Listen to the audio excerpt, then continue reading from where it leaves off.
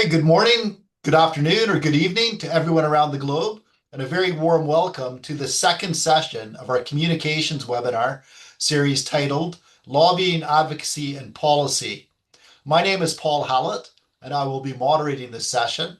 I am based at the University of Aberdeen, where I am professor in soil science, and I'm also the president of the British Society of Soil Science. We have over 1,000 members, all with an interest in soil science, and we actively engage with both the UNCCD and CASH in our advocacy work.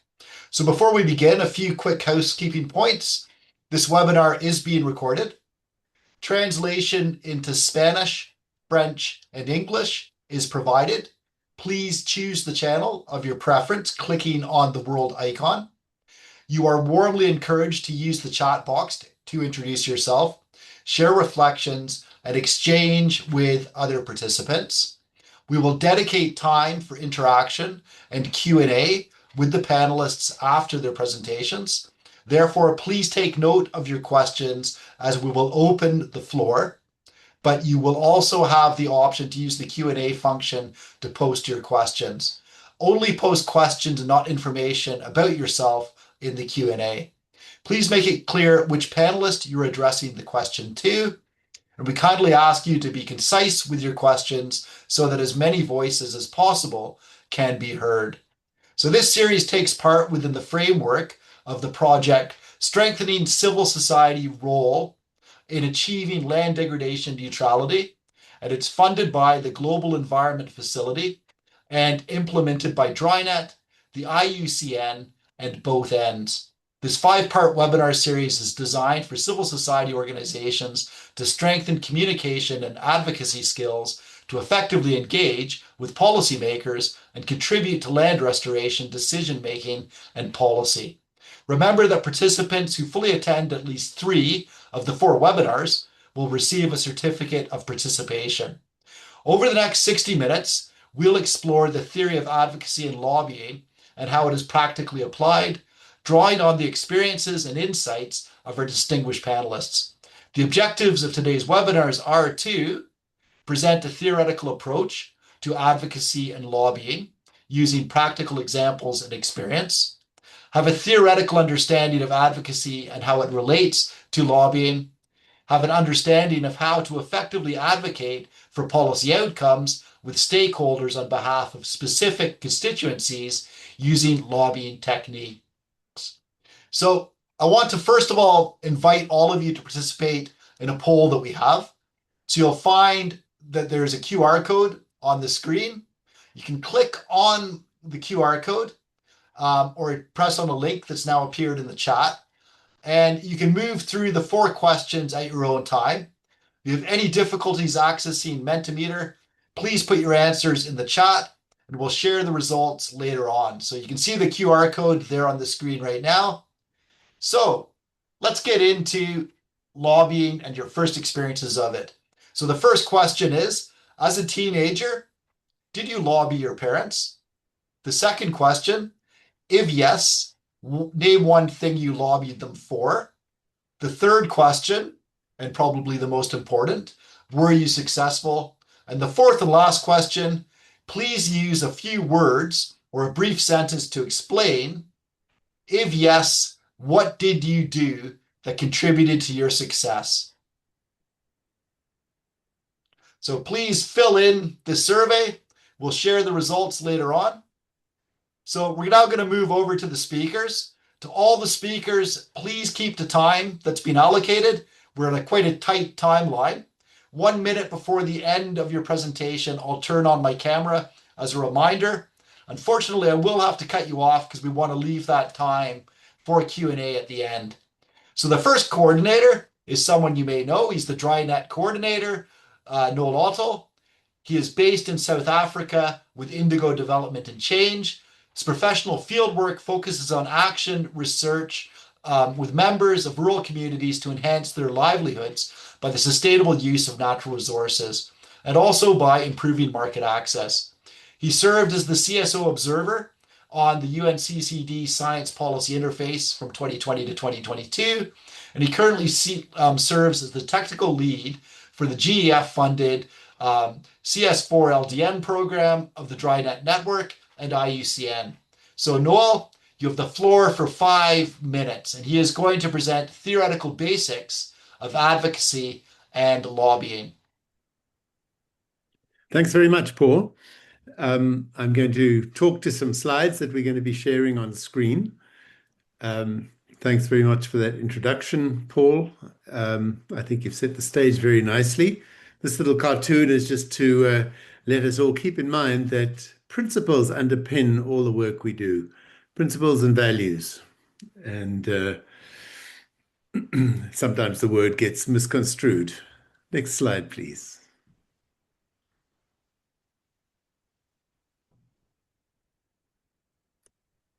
So, firstly, a few words about how lobbying and advocacy relate. Lobbying is all about engaging decision makers to influence their choices, and it uses expertise and evidence to persuade them.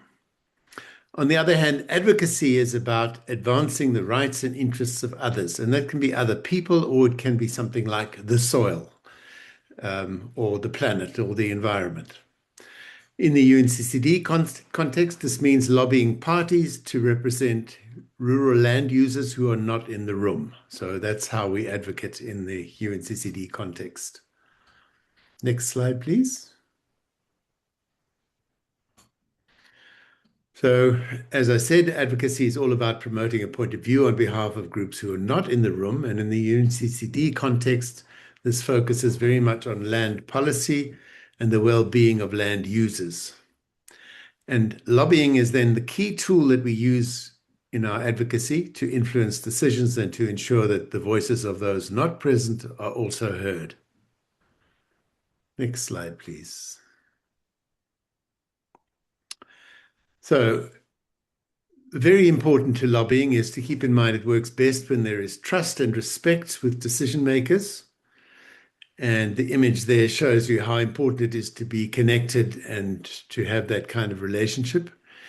It takes place typically in informal spaces, like in hallways or lobbies, over meals, during field visits. These are the kind of places where relationships grow. And we should then use these relationships to share useful insights and perspectives.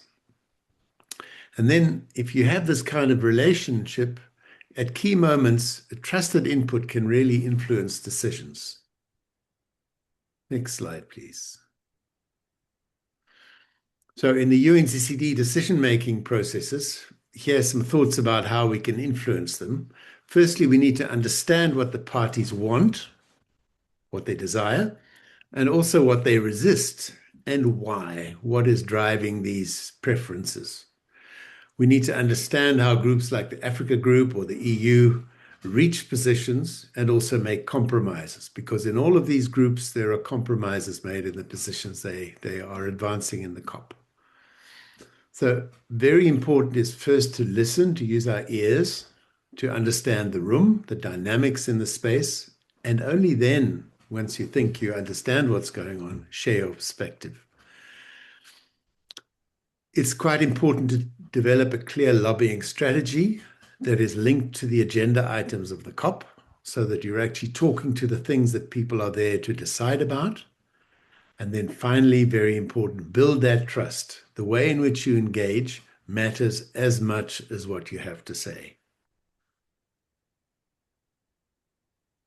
Thank you very much for your attention. Over to you, Paul. Well, thank you very much, Noel. You kept the time very well. Hold on. So you kept it too well. I was eating a sandwich as you gave the talk. So before we move to the next speaker, let's look at the Mentimeter results to see how some of you successfully lobbied your parents. So we put up the results for questions 1 to 3.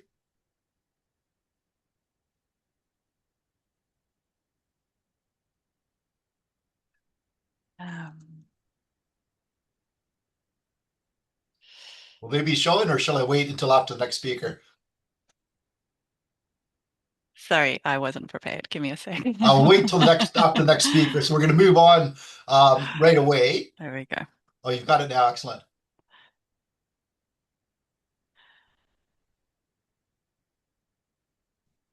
Okay, we've got 8 answers that people did lobby their parents, and everyone who answered has lobbied their parents.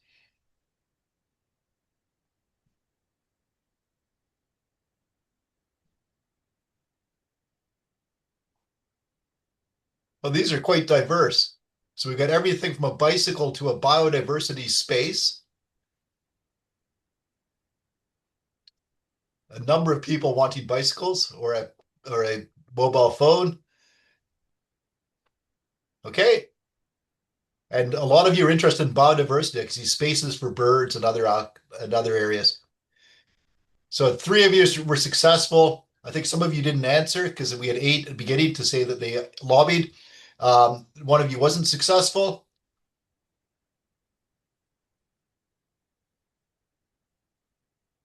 Yeah, basically you had to earn it, didn't you?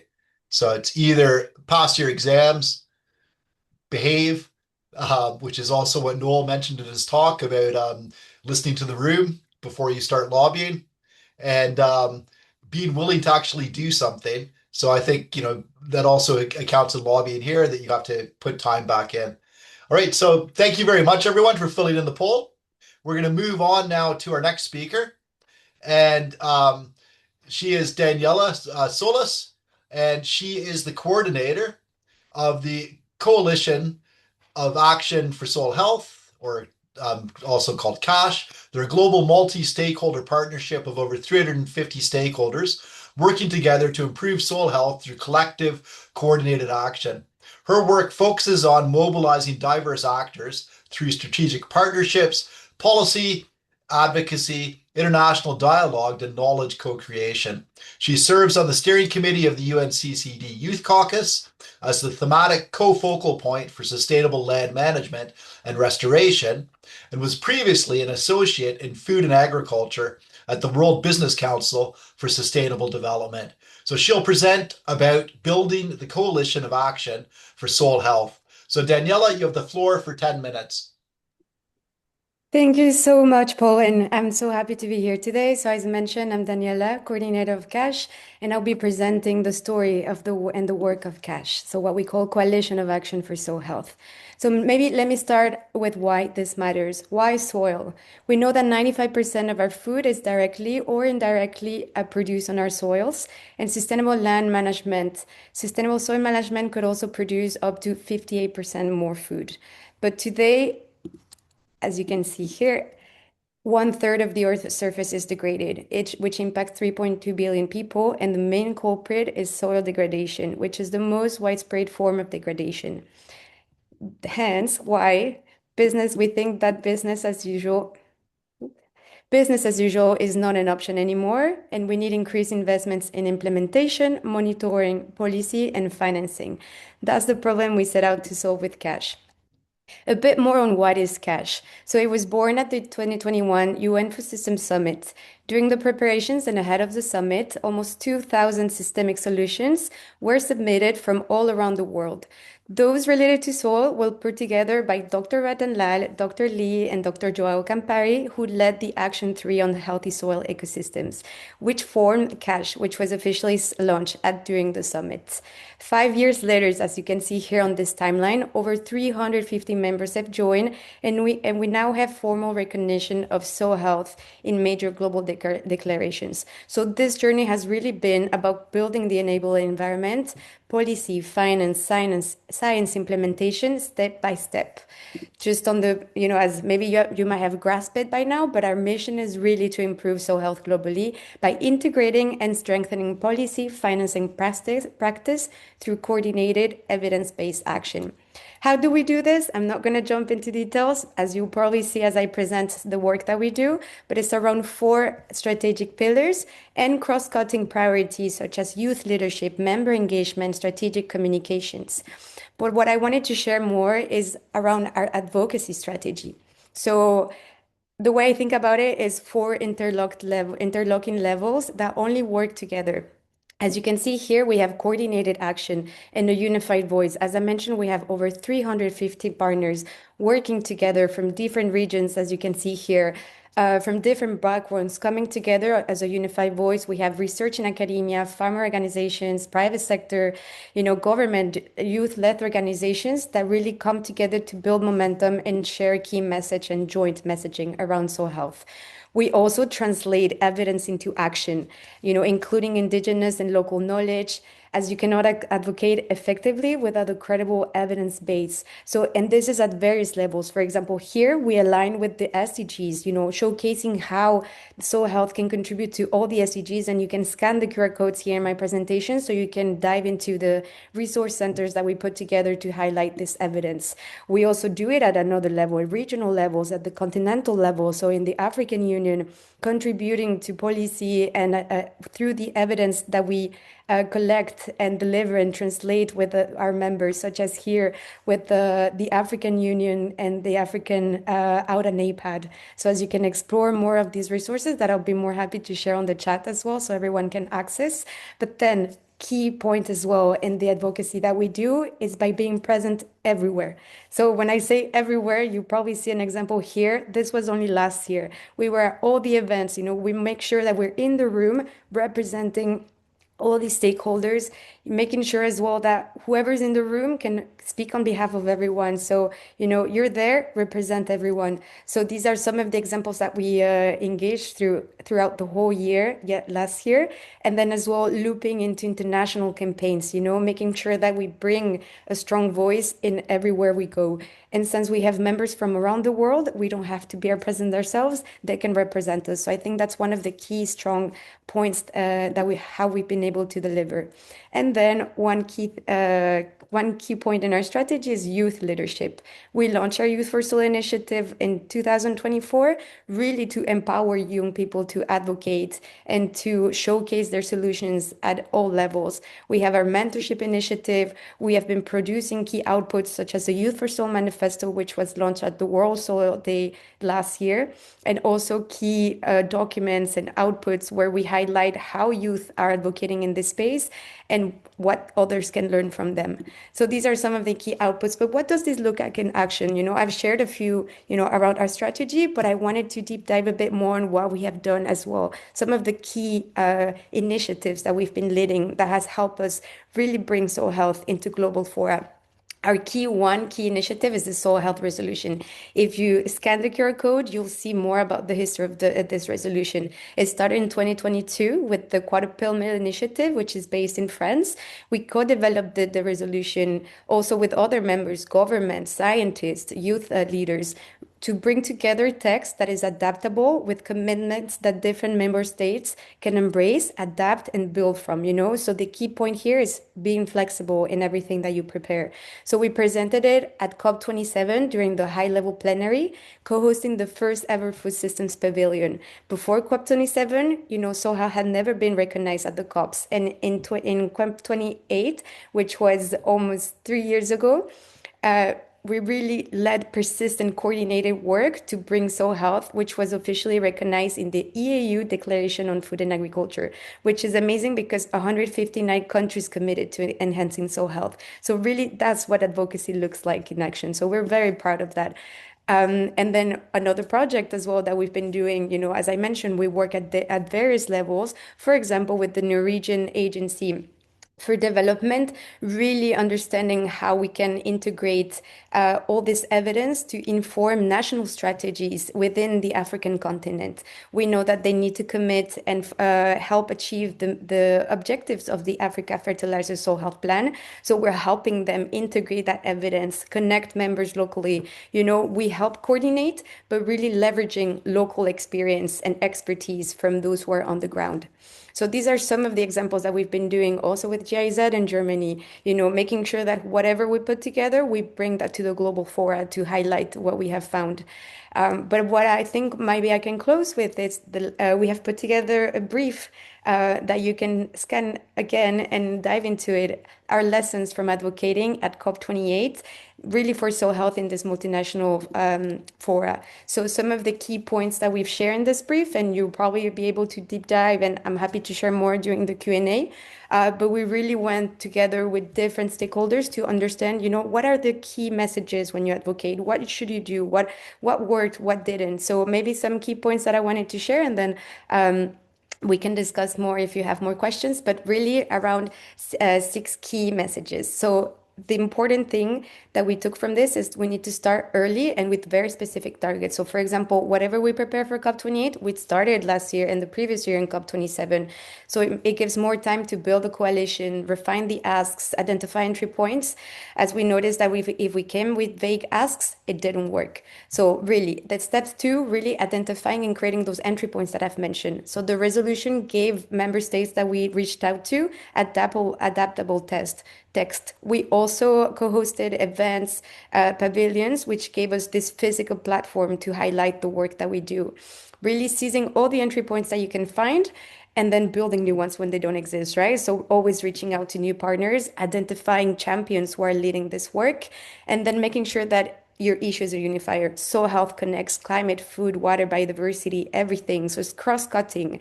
And then including those closest to the issue. So youth, women, indigenous people, smallholder farmers, because they're on the ground and they're the ones who know the realities of what's happening. So their voices at legitimacy and drive better policy. And again, I think I will end here. Once you get, the advocacy part is, you make sure that it's in the text, you need to follow up, make sure that, commitments are being tracked, it's being monitored and following up with membership. So again, the power of coalition and what it can do. And then here you can deep dive into our annual report, but maybe I'll stop here and I hope I was in time. Over back to you. Thank you so much for the opportunity to present. Hey, the timing from everyone is absolutely fantastic today. So we'll have a lot of time for the Q&A. Daniela, that was a great overview of CASH and the really good lobbying and advocacy work that your organization does as well. So hopefully that brings up a lot of questions. Remember, the Q&A box is open, so you can type some questions into that if you'd like right now, but we will answer all of them at the end.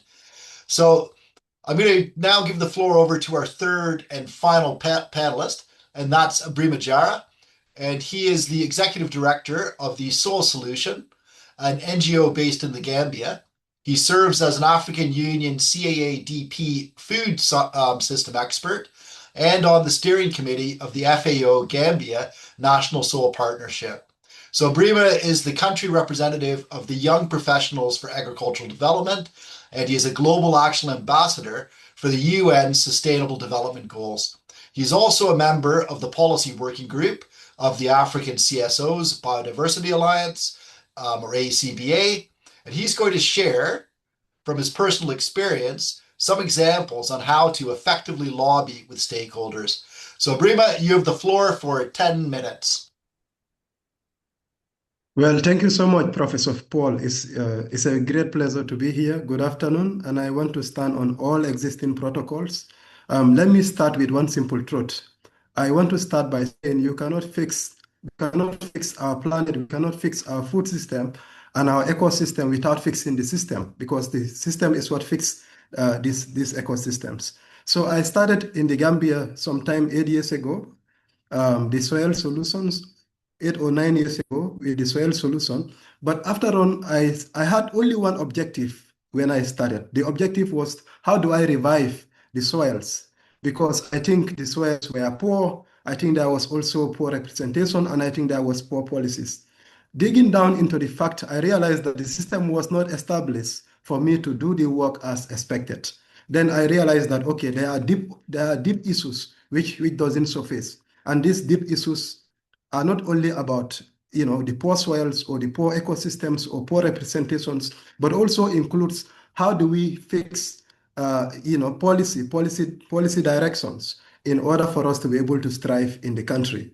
Then we started looking into lobbying, looking at what exactly do we have to do and who is supposed to help us achieve this. This was how we started into expanding the soil solution into what it is today. So I will first start by trying to define what I mean or what I think is lobbying as a process. So you can move me to the next slide. Lobbying in many cases, as former presenters have said, is sometimes misunderstood. People think it's about manipulating. Other people think it's about only the people who are in policy positions who are supposed to make policies. But let me tell you that lobbying is actually a structured engagement with decision makers. And in this, you have to be conscious of many other things, which includes what are the evidence, the reference you are speaking about? Who are the targeted audience? Who are the people that you are speaking about or speaking for? And who are supposed to help you to achieve this? And how are you able to communicate this? How do you communicate it? Is also very, very important. So lobbying in a simple term is a structured engagement with decision makers in order to influence them to make policy or take policy actions. In simple terms, if you are not at the table, I think you will be at the menu. So it's important that we are able to align our work, align our experiences and our expertise with policies, and then also be able to influence policy. Please take me to the next slide.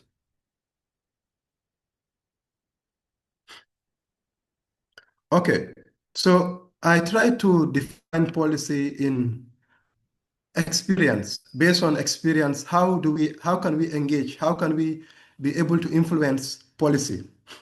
First of all, I think it's very important, like I said before, to identify who are those people who are relevant in terms of policy, which ministries are relevant to your work, which departments are relevant to your work, which institutional, policy, expertise are present in your country that you can engage in order to be able to influence policy. And then the second thing that you have to do is not just to go there and talk to them about abstract or theory, but you have to be able to present them with evidence, with data to show them that this is the reality, this is what is happening, this is what can be used to solve it. You have to always present yourself as a solution person. And then the third thing that you have to do is to align your work with the national priorities or regional priorities. Every country have their own, national priorities, whether you are talking about the national development plans or the national investment plans or whatever it is. You have to make sure that you are able to align your work with those policies and those priorities. Then it's easy for you to actually open the doors for partnership, but also position you as a national relevant institution and attract more things that can help you to influence policy. So lobbying in practice opens doors for partnership. It positions your work as a national relevant stakeholder, which will be involved in various conversations and decision-making process at your country level and even at international level, but also attract partnerships for you and also will help to. So at the Soli Solution, we were able to achieve all of this. And one thing that really impresses me is to be able to mobilize private sector investment or private sector to invest in what we do. Please take me to the next slide. So on this slide, I want to define what advocacy is. So the two actually goes together. Lobbying and advocacy goes together in order to be able to help you influence policy. So in my perspective, lobbying is a targeted influence. It is a collective voice. It is about mobilizing the people, mobilizing the people who are going to support you on your advocacy work, on your lobbying work.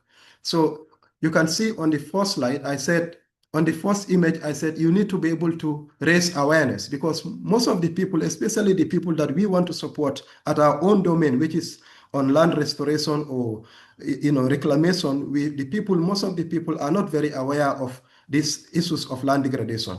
So first of all is you have to ensure that the people that you are trying to represent understand the issues of land degradation, raise their awareness, build their capacity so that when they speak with one voice. They speak with you. They speak as you are the one speaking. And then you are able to mobilize communities, not only the indigenous communities, but even other civil society organizations, youth groups, women associations, etc. and etc. You have to be able to mobilize a large crowd of people to support you.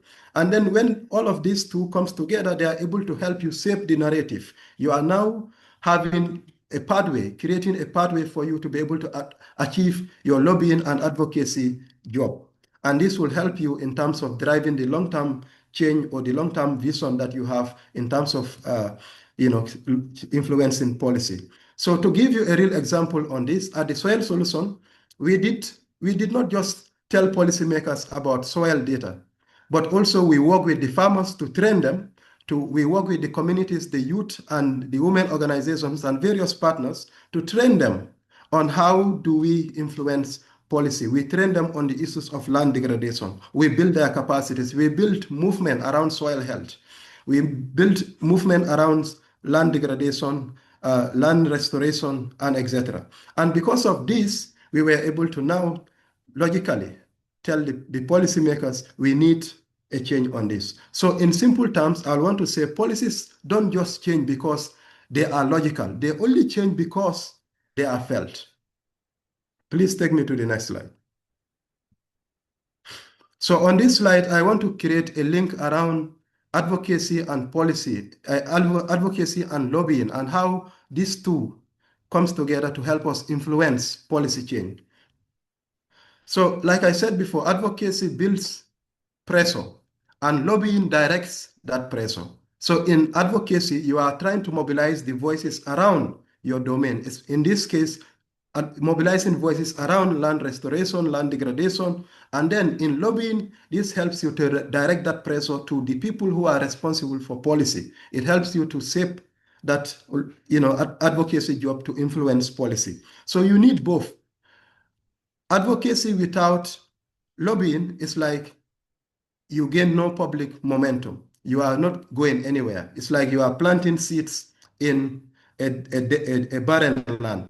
But also lobbying without advocacy doesn't give you the pressure that you need to be able to influence policy. So without advocacy, no public momentum is built, but also without lobbying, no public policy change is made. Please take me to the next slide. I will try to communicate on this slide on the effective policy communication. I think one thing that Noel said in his presentation, which is very important, is building the trust and the respect when you are in all of this. One thing that will stand out at the end of the day is in your absence, what represents is your character. It is not your education, it is not your radicalism, but it is who you are as a person. So you need to build that credibility, that personal credibility along the line when you are doing all of this advocacy and lobbying job. So the good thing is, what I want to say here is, good work alone is not enough. It must be communicated effectively. And how can this work is you need to be able to speak the language of your audience. The farmers, you need to speak about how their livelihoods are being affected by land degradation. You also need to be able to speak to the government about the relevance of this work, that is land restoration, to the national development agendas. But also you need to be able to influence donors that what I'm doing need to be supported. It need to be scaled to reach the next level. And then you will have a lot of support on what you are doing. So using evidence is, you have to be connected with emotions. It have to be connected. You need to be able to passionately speak about the realities, but also speak about the realities with evidence, with data. And this is what is going to help you to influence policy. So at the Soil Solution, we don't just say soil degradation is a problem. We say, here is a tested and scalable model. Please support us to be able to scale this program. Support us because this is what this is going to yield for the Gambia. So at this point, I want to say, in communication, this is where many ideas, even many big ideas fail. how you communicate them, how you build your credibility around your work is very important, and you don't have to compromise that. Next slide, please. So the real impact here is when we started the soil solution, we started with just restoring about a number of hectares of land in the Gambia. We started training farmers, and today we are actually positioning ourselves as a national leader of excellence on soil health initiatives, working closely with government partners, like the Parliament of the Gambia, and also other partners, research, universities to influence policies. Also, we are designing large-scale programs which will help us achieve more impact in terms of the work that we do. So you can see the combination, the importance of combining good advocacy and lobbying, how that can help you to position yourself, but also be able to influence policy in the long run. So the strategy around the work that we do, all of us do on land restoration and land degradation, is you have to be able to document your evidence, your data. You also need to be able to build partnership and engage decision makers constructively with respect, and also maintaining your dignity and your credibility. You have to also position yourself as a solution provider, and this will help you actually be able to achieve the influence. Next slide, please. So my key lessons here will be very simple. Start with clarity. Start with a clear vision on what you want to change. Know who are the people that you want to support or the people that you represent. Build your credibility on evidence, on credibility, but also on consistency. Also build good relationship with policymakers. The human resource is very important. Very important is to be persistent with your job. It will be painful, it will be shocking, but you have to be persistent to ensure that you are able to achieve the targeted objective at the end of the day, which is shaping the policy directions. So my next steps to conclude will be go beyond just designing projects and implementing projects. Start working with communities, start building the capacity, start presenting data and evidence, and influence the policies in your country.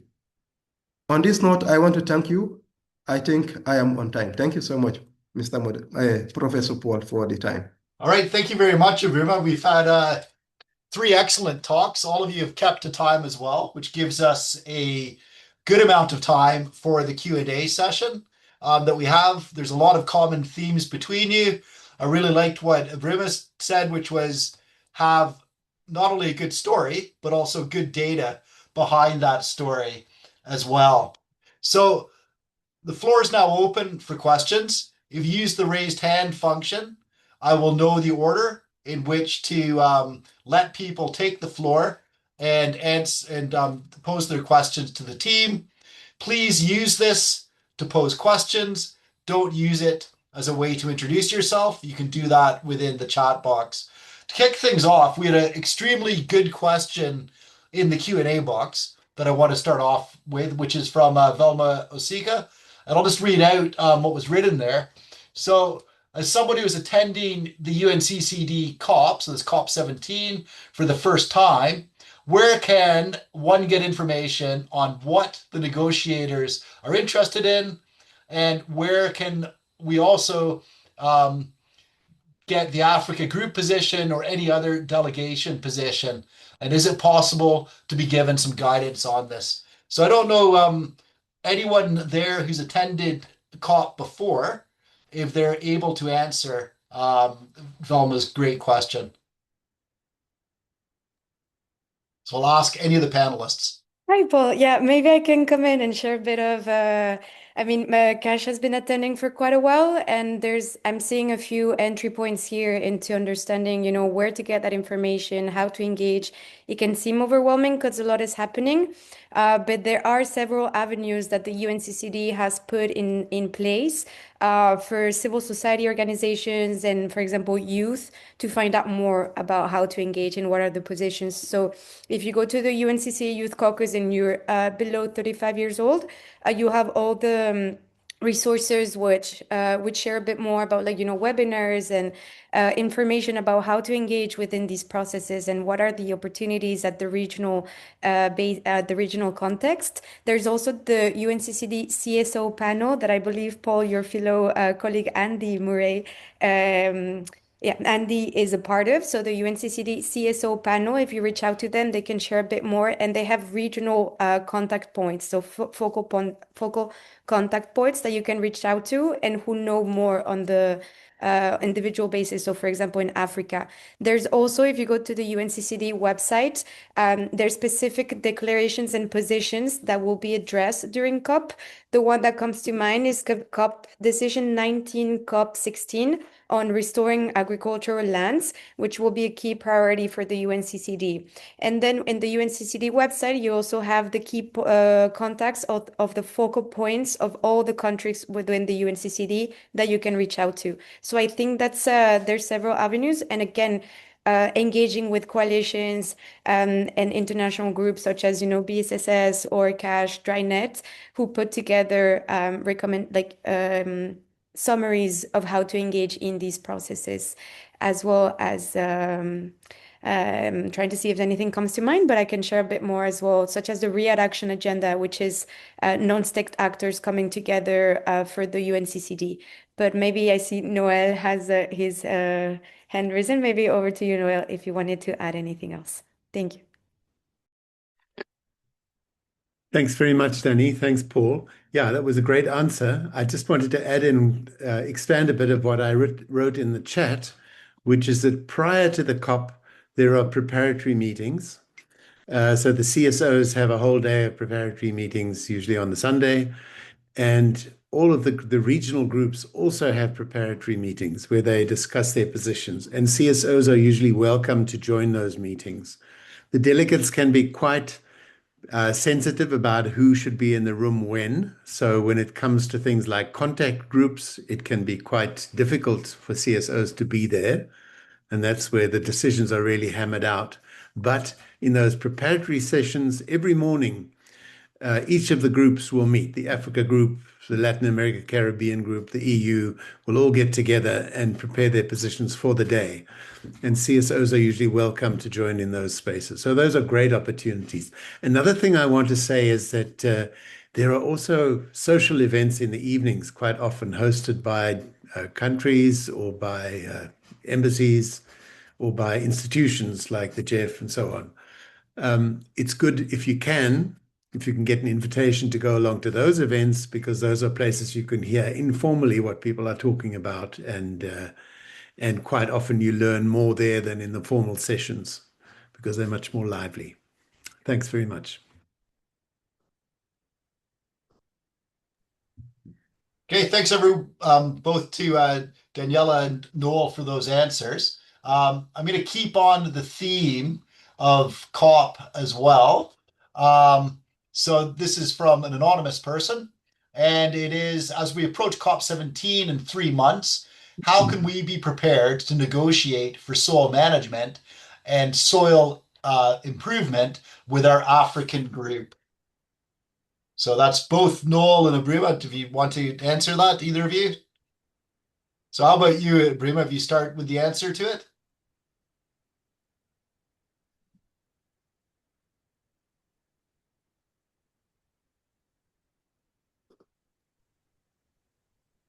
Okay, thank you so much. Thank you for that question. I think it's a very important question. Can you hear me?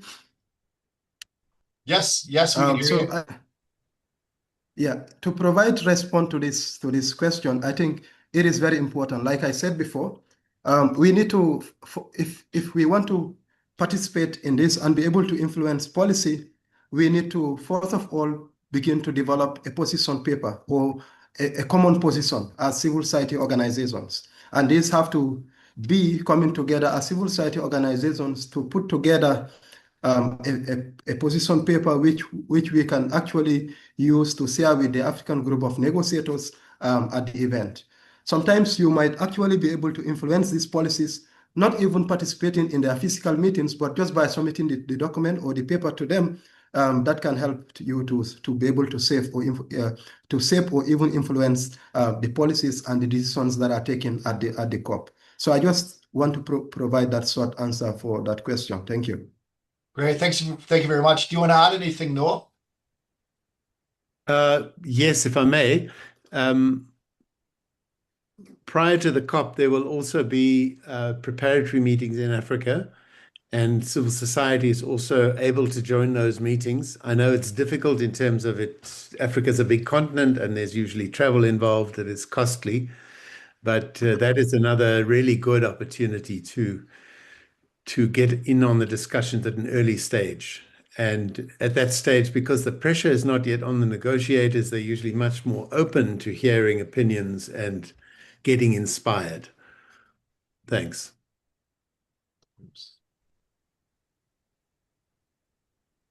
Great. Thanks very much. You're a very quiet audience. So if you'd like to ask a question, please raise your hand and you can turn your camera on and ask specifically, or type questions into the Q&A box if you don't prefer to raise your hand. So is anyone willing to raise their hand to ask a nice dynamic question of the speakers? We've got somebody. I'm going to find them now in this big list. So Christian Barazueta, please turn your camera on and you can ask a question.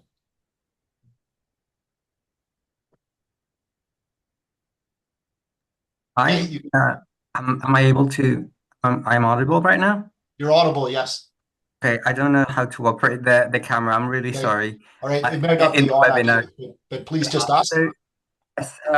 So we're represented a network of global network of family farmers organizations, and this will be our first official COP as observers to UNCCD. And we wanted to understand in the formal process, how can CSOs participate in the plenary session? So for example, in UNFCCC constituencies, which are groupings from different stakeholders, are able to present short statements. My question is there something similar in UNCCD, or how is that participation like more on the formal side of things? Thank you very much. Great question. Who would like to answer that? Noel's got his hand up, I think. Yeah, I'm happy to do so. The UNCCD is organized in a different way from the CBD or the UNFCCC. So it's important to understand that the UNFCCC is very much organized on the basis of groupings. The UNCCD has one unified CSO constituency, and within that there are caucuses like the Gender Caucus and the Youth Caucus, but it's much more one grouping in the room. And as I mentioned earlier, that grouping will meet every day. They will have a dedicated room. And in that room, there'll be discussions about what statements are being invited from the civil society to present to the plenary. So that's a very important place to get a voice in.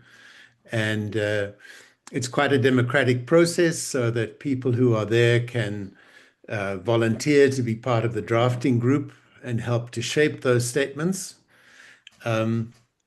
There are also two sessions in the UNCCD COP which are quite unique. They're called the Open Dialogue Sessions, and they're the opportunity for civil society to speak to the delegates. And they're organized through the CSO panel, which is elected from the global UNCCD accredited CSO constituency. But again, that will also be discussed in this broader room full of people. And there's opportunity there to either present a topic or contribute to what somebody else will be saying. So these are the vehicles for getting the voice across in a formal sense. So if a formal statement is made, and for every session of the COP, there's an opportunity right at the end for civil society to make a statement. That statement will then become part of the formal record of the COP. So it has status, and it's really a good opportunity. And I think in the past, CSOs have made some really good, relevant inputs at that point. Thank you. Great. Thanks very much, Noel. I know there's other people who are involved as well with COP events who are in as participants today. I don't know if any of them would like to speak. So one person is possibly Ellen Atiro Okadian. I don't know if you'd like to say anything else on the CSOs.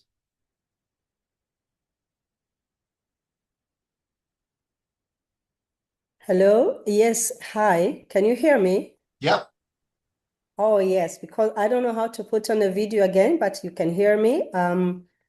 Good afternoon, good morning, and hello, everyone. I am Ellen Otaro Kodian, as you mentioned, from Tanzania, but I also happen to be the UNCCD CSO panel representative for Africa. And I want to congratulate all the presenters because your topic is very relevant for COP17 as we prepare. And I would like to address the very important question that many people are asking today. How can, especially CSOs, how can they participate? And participation begins now. Participation for the CSOs begins before we even plan to arrive to the, the venue where COP is taking place. Please be present and please watch out for communication from the CSO panel in all 5 regions. So I represent Africa. Marioldi, I know you are here today, and she's representing Latin America and America, but we also have Andy Morris, who is from the British Society, who happened to be our host, is representing Europe and West Europe. And we have Sopiko, who represents Central and Eastern Europe, and as well as Amia, who represents Asia and the Pacific. So kindly, you may want to check all our contact details at the UNCCD website. Make sure you attend all the webinars in preparation towards COP, because together we will plan for the themes, together we will plan for the messages as the CSO, and together we will prepare the statements, which, as Noel had taken us through the process, I will not repeat it, which will be used through the process that Noel has just taken us through.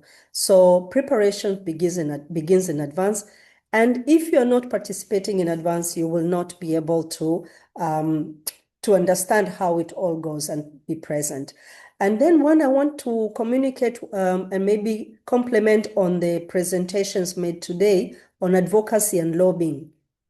How can we, maybe this is again, I'm bringing us a question, how can we, in addition to advocacy and lobbying, improve the communication part, visibility part, so that we can actually achieve our results? Because the obstacle is in acceptance of what we do by the parties, because the CSOs we work, we showcase, but the parties and at the negotiation table, it is the parties who accept or change our work and our achievement. So how can we improve communication, maybe from your experiences? Where can we, contribute to that sector? This is across to all 3 presenters. Thank you. Great. So who would like to kick off with answering that question? And thank you very much as well for those great insights. So how can you improve? Danny here. Maybe I can come in. Actually, that's a great question because, I think one key point of when I meant be present everywhere, I think one key point as well is to be strategic with the communications, right? So we've noticed that member states and the parties are very overwhelmed in terms of what they have to negotiate, the text, many months in advance. So I think reaching out to them with a joint messaging. So as Ellen said, preparing many months in advance, coming together with different networks, such as everyone here, that then presenting a unified, recommendations policy paper with language that speaks to different stakeholders. For example, with the Soil Health Resolution, we made it adaptable so member states can adapt it to their own situations and texts. So I would definitely suggest coming together before the COPs to deliver one message. Otherwise, it gets too overwhelming. Everyone comes with different entry points, different messages, and different outcomes. So the bigger the group, the better, I would say. I hope that was useful. But back to you. Thanks very much, Danny. There's 2 hands raised, so I'll try to get through those, and then we'll finish. Noel, do you want to add something to that last comment? Yes, if I could, before you go to the other hands, thank you very much, Paul. Thank you, Danny. What I'd like to say is that in advance of the COP, there will also be some preparatory online webinars, workshops, and then immediately prior to the COP on the Saturday, there'll be a full day preparatory workshop, which will provide a lot of information to people about how to engage and how to communicate. I think that what the panel has done a brilliant job with is providing a unified voice from civil society. You know, many of us in civil society are activists. We feel very passionately about the issues that we advocate for. And sometimes that passion derails things because delegates just think, oh, this is a crazy greenie. And what the CSO panel is able to do is able to smooth those communications and focus them and give them more status. So I think that's a really important vehicle to take. And then lastly, just to add, at the moment, the window is open for registering side events for the COP. Side events are quite an important place for putting messages across. And there are the official side events, and then there are also side events in pavilions that are hosted by countries and other institutions. So all of these provide platforms. And if you do put on a side event, try to target the people you want to have hearing your message to make sure they're actually in the room and part of the conversation. Thanks, Paul. Great. Thanks, Noel. That also gives a very good summary to the whole session today. We'll get through these last 2 quite quickly. So Kwasi and Goran, you've got your hand up. Would you like to ask a question?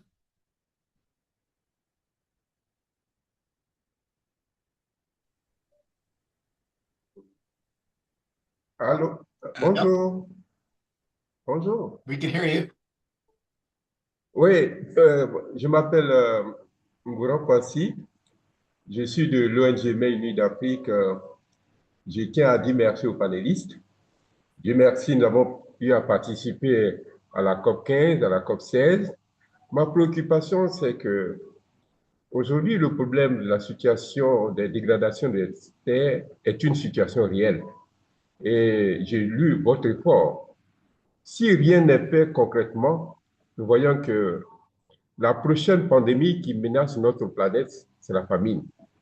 Mais au sein de notre organisation, Main Unie d'Afrique, nous avons des experts qui ont trouvé des produits naturels qu'on appelle des composts et qui enrichissent le sol. Alors, je voudrais savoir par quel canal au niveau de UNCCD, quel département, nous pouvons rentrer en contact afin de chercher à vulgariser ce produit-là à l'échelle mondiale.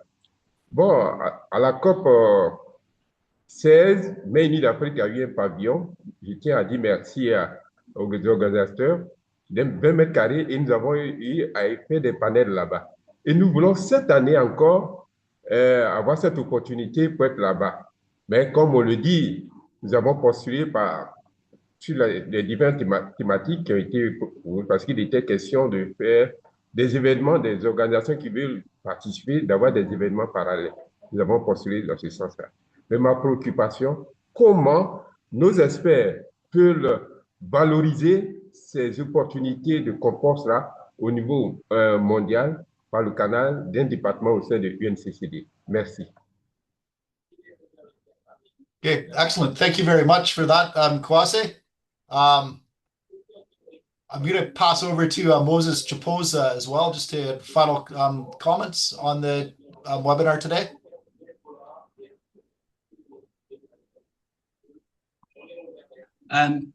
Thank you, Paul. Moses from Zambia. So first of all, we are pleased to have received a provisional accreditation as a CSO from Zambia, and we are very keen to engage meaningfully at COP17. However, our participation is still subject to funding confirmation. In this regard, may we kindly ask whether we are still eligible to submit a site event application while awaiting final confirmation of support, or if funding approval is needed at the time of submission of this application. Yeah, lastly, are there possible sponsorship opportunities open to accredited entities like ourselves? Okay, we can answer that quickly, but we are running over time. So does very briefly someone on proposing a side event? Sure. Maybe Paul, I can come in here. So I think also with side events with Cash and other partners such as BSSS and Drynet, what we've been doing is actually coming together to put together proposals to increase chances of selection. So what I would suggest, even though you've been accredited but don't have funding yet, I would suggest reaching out to coalitions and networks such as the CSO panel and UNCC Youth Caucus and the group here who are putting together side events so you can become partners within like other proposals. I think that would increase chances of selection. And I would also say, there's a lot of applications. So if you submit soon, that will also increase the chances. Maybe Noel, if you wanted to add anything else. Thanks, Danny. I want to add something completely different, which is just to make a short announcement to say that later today, a call will be going out to all of the accredited CSOs in the UNCCD family to invite applications for our mentorship program. So we'll be seeking another 7 or so mentees to join our program, and those mentees will be supported to attend the COP as well. So keep an eye out for that. It'll be circulated on the CSO list. Thanks very much. Great. Great. So unfortunately, we've run out of time. In fact, we're 3 minutes over. I apologize for that. Lots of good takeaways from today. Basically, the advocacy and policy, or advocacy and lobbying, I should say, go hand in hand. We need a good story, but we also need good data behind it. And I think it's really positive to see all the actions from our 3 excellent speakers we've had, and also the keen engagement we've had from the panel, the people who've attended this session as well. So just a reminder that the recording and slides of today's webinar will be shared with you via email and will also be available soon on the Drynet website. We invite you to stay engaged and fill the feedback form and join the next webinar of this communication series on June 11th about the empowerment of civil society organizations via communication tools to engage with policymakers at local, national, and international levels. Also, we invite you to join the second webinar of the LDN series that will be presented next Thursday on May 14th about gender and land degradation neutrality. So thanks everyone for your participation. I think I'm gonna be at COP17, so I'm looking forward to meeting many of you there as well. So thank you. Thank you, Paul. Thanks, everybody. Thank you so much, everyone. Thanks. They're really good talks. Thank you.